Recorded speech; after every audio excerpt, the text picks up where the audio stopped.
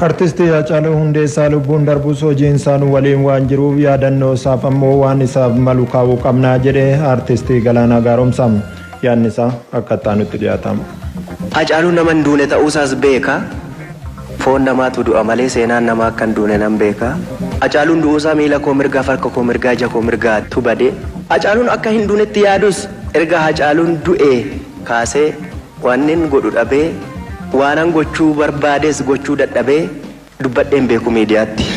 Haacaaluun hiriyaa koo mana hidhaa Karchallee Ambootii kaaseetu. Haacaaluun ilmoo isaa dura ana dhalche. Karaa Haacaaluun baaserra nas ga'e. Gara alaatti imimmaan gara keessaatti dhiiga bo'aan jiraadha. Garuu Haacaaluun wareegameera.